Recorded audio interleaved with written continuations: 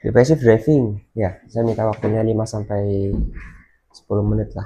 Ya, kita mau refresh soal defensive driving, tapi nanti materi yang kita jelaskan itu tidak semuanya ya. Pagi ini saya mau fokus ke jaga jarak aman ya Pak. Masih ingat Pak ya, jaga jarak aman ya. Nah, jaga jarak aman ini kan termasuk dari salah satu langkah-langkah defensive driving ya wakamnya. Nah, kalau kita kilas balik, apa sih defensive driving? Jadi defensive driving itu artinya perilaku ya. Perilaku kita saat mengemudi dapat mengidentifikasi, bisa antisipasi, bisa lebih waspada ya terhadap potensi kecelakaan biar tidak sampai terjadi. Karena pada prinsipnya saya tekankan lagi Pak, kalau kita di jalan pasti akan selalu bertemu dengan yang namanya potensi kecelakaan. Tidak pernah tidak, akan selalu bertemu. Nah, tujuannya apa dari defensive driving? Agar Bapak satu tidak nabrak, tidak ditabrak. Yang kedua, tidak memicu tabrakan, ya kan? Yang ketiga, tidak terlibat dalam kecelakaan. Kalau di jalan yang awalnya jadi korban bisa loh Pak jadi pelaku. Contohnya gimana? Mobil mungkin sudah saya pernah jelaskan ya. Yang awalnya korban bisa jadi pelaku Pak.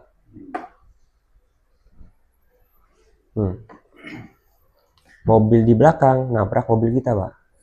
Karena ya kita kaget, entah itu karena ada kucing lewat mendadak atau apapun itu. Otomatis posisi kita ini kan sebagai korban ya Pak. Kesimpulan awalnya ya. Karena unit kita ditabrak nih. Ternyata kita ini keluar nih Pak. Keluar pintu sebelah kanan. Ternyata di lawan arah ada pemotor ya. Pemotornya dari sini Pak, ada pemotor. Pemotor dia kena pintu, jatuh Pak. Setelah jatuh, dari lawan arah ada kendaraan lain melindas di sini. Yang ininya kabur, yang ini juga kabur. Sisa siapa Pak? Sisa kita dan juga pemotor yang sudah tertabrak oleh pengendara lain dari lawan arah. Nah, itu yang saya maksud dari apapun di jalan bisa terjadi ya. Yang awalnya jadi korban bisa jadi pelaku, atau sebaliknya yang awalnya pelaku ternyata setelah diinvestigasi dia merupakan salah satu korban gitu. Oke? Ya, itu defensive driving Pak. Penerapannya seperti apa defensive driving? Satu, kita paham unit karakter mobil kendaraan kita dipahami. Yang kedua, jaga jarak aman, awasi blind spot, sama apa? Awasi kondisi sekitar, dan yang terakhir marka jalan dan hindari gangguan ketika berkendara. Yang menjadi sorotan kita pagi ini adalah jaga jarak aman ya. Tapi sebelum bisa menjaga jarak aman, penting untuk melakukan atau menerapkan yang namanya formula MAR. Melihat, analisa, reaksi. Kalau kita MAR-nya tidak jalan, maka sangat tidak mungkin untuk bisa menjaga jarak aman. Ya, nggak mungkin Pak orang jaga jarak aman kalau tidak melihat. Ya, makanya di sini menjadi perhatian nih Bapak-bapak, ketika di jalan, satu, melihat dulu ya, jauh pandangan ke depan Pak, cek kondisi ya, situasi sekitar Bapak. Yang kedua, analisa yang ada di depan atau di sekitar ini punya potensi yang bisa membahayakan Bapak atau tidak ya. Nah ya, persentasenya Bapak yang lebih paham nih di jalan. Intinya kalau di situ ada potensi kecelakaan, Bapak hati-hati. Yang ketiga adalah reaksi. Reaksi ini hasil dari analisanya Bapak kan gitu ya. Contoh, sudah tahu di depan ada mobil sesama truk Pak, cuman dimensinya lebih besar, dia mobil wing box.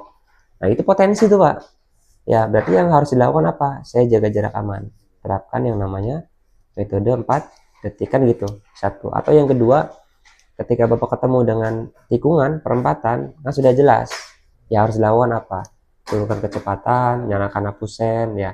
Kadang mungkin ada beberapa atau sebagian orang nyalakan lampu klakson, nyalakan lampu atau klakson ya kan, untuk ngasih tanda bahwa Bapak hendak lewat. Baru ketika sudah mulai mendekati, reaksi. Nah jadi semuanya terukur ya, segala tindak tanduk Bapak-bapak semua. Oke?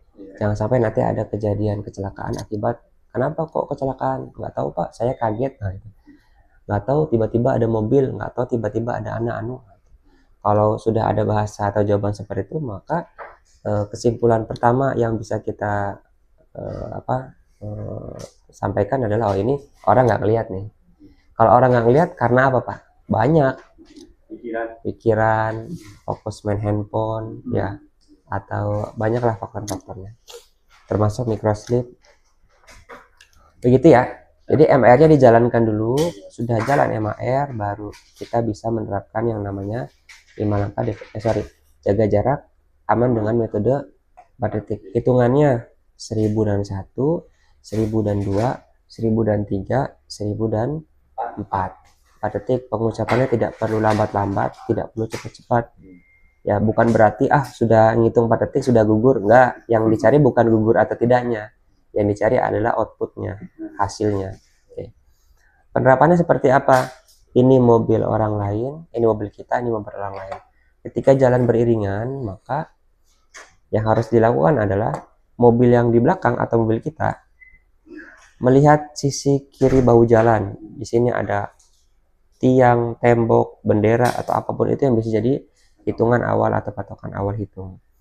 Jadi ketika jalan beriringan, ya, ingat ya Pak, hitungnya saat setelah pantat mobil yang di depan lepas, bukan yang di depan sini, ya, yang di belakang. Kalau Bapak hitungnya mulai dari dia dimoncongnya, nanti hitungannya nggak pasti. Nggak pasti kenapa? Yang di depan ternyata mobilnya mobil trailer, ya kan?